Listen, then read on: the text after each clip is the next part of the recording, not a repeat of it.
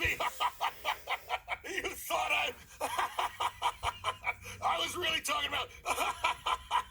I thought I was going crazy! Sorry, kid. Ain't that a kick in the head? Everyone in this film is insane. Dun, dun, dun, dun, dun, dun, dun, dun, dun. Okay. Yep, we're finally doing this. If I'm gonna have a series where I review bad films, I have to talk about Video Brinquedo, okay? I can't do this series without Video Brinquedo. They're probably the most infamous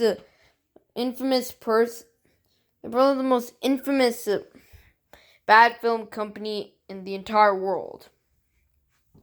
And this time it's a mockbuster. Yeah, a mockbuster. You know, mockbusters, you know, those films which copy films that are actually good. Yeah, this is one of them. So we're starting with Video Brinquedo's most notorious film, The Little Panda Fighter.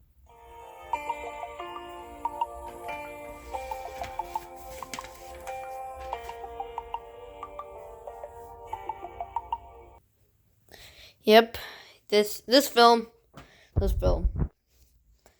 Okay, so we're reviewing it. I expect this to be a pretty short review. If it's not, then it's not.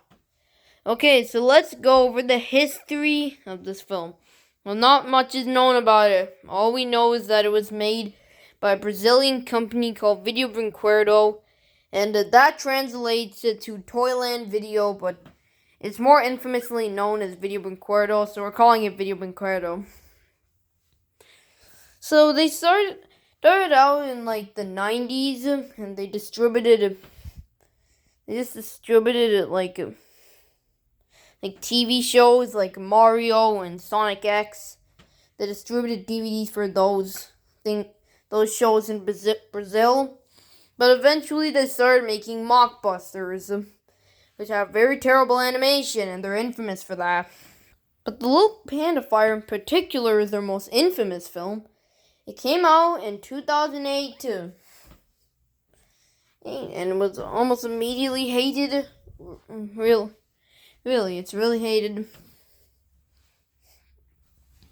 And thankfully, it was one of Video Brinquedo's last films before going out of business. Yeah. Okay, so now let's talk about some flaws in the animation. Okay, so let's go over the flaws in the animation. So yeah, first of all, the texture don't really look that good. They look really mushy, and they don't look good. Texture don't look good. And the character designs can be pretty nightmarish at times. Like, really nightmarish. Oh, yeah. And the movement can sometimes be baffling. Yeah, that movement. God, the movement. And once again, talking about the character designs, and to quote Saber Spark, they look like a bunch of Five Nights at Fred. They look like Five Nights at Freddy's rejects. I'm sorry, I had to say Five Nights at Freddy's after not saying it for a long time. But yeah, well, this animation is very, very terrible. It doesn't look good.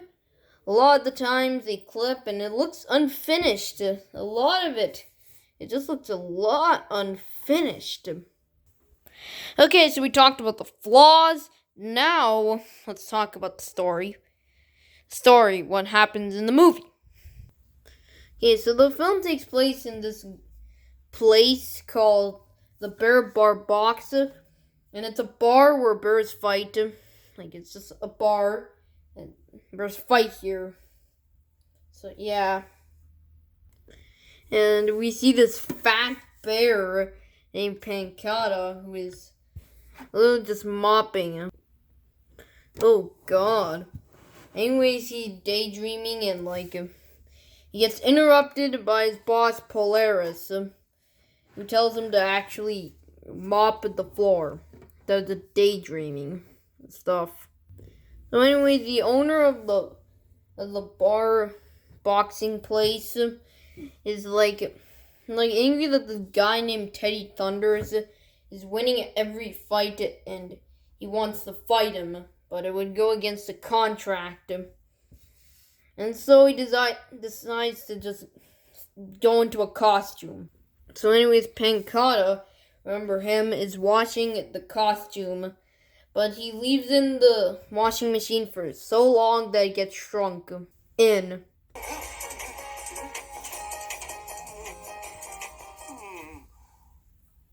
Looks like it shrunk a little. Well, could be worse, I suppose. I'm sure he'll be way too excited to notice anyway. So Polaris goes to fight in the costume. Oh look, it's T-posing. He's T-posing. Just one sec. I saw him T-pose. I saw him T-pose. Yeah, look at him. He's T-posing. Look at him T-pose. He's T-posing. Oh my god. Oh my god. So anyways, Polaris fights Teddy Thunders, but everyone thinks that it's Pancata because of how the costume shrunk. Everyone thinks it's Pancata. Could it be? It looks like Pancata. Nah, it can't be. He's over there mopping the floor. Meanwhile, Pancata is trying to get into like a dance academy, and he does pretty darn well, but he ends up doing this leap into an endless abyss. And then the people who are running the academy, they think that would be too hard to choreograph, so he doesn't get into the academy. So Pancata is walking home sadly, but a lot of people are telling him that he did the wrestling thing, they're treating him like a hero and praising him, and he thinks it's for the dancing thing. Also, he meets a Care Bear. Copyright. Where the hell are the people who own intellectual properties when you need them? Anyways, Pancata sees Polaris, who tells him that it's just the boxing thing. But Pancata feels like he should actually become a wrestler, that he actually needs to, do the thing himself. So after a very long montage sequence, which goes on for such a long time, so after that, he just does the wrestling thing, and he gets beat up, but Polaris, he knew that this was gonna happen all this time. Also, we get this weird scene. So it turns out that Polaris made a bet, which ended up making him rich in the end. So he just goes to Antarctica, and then Pancata is the owner of the bar boxing ring thing, except it's not a dance place.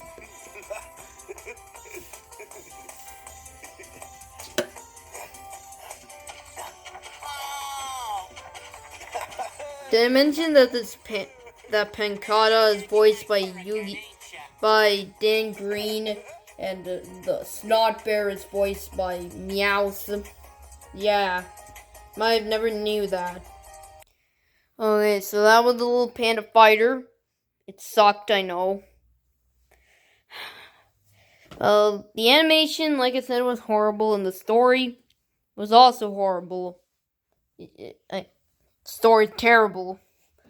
And the voice acting, it did have some cool voice actors. Again, Dan Green from Yu-Gi-Oh! Is there, and then Meowth from Pokemon.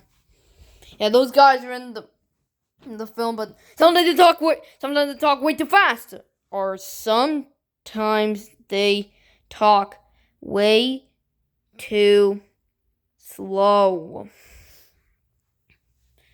Yeah, I don't know why that happens. Yeah, alright, so anyways, that's the end of this review. Bye guys. The score, don't know what to do, but well, it is a really bad film, but it's so bad that it's good, so I'm gonna have to,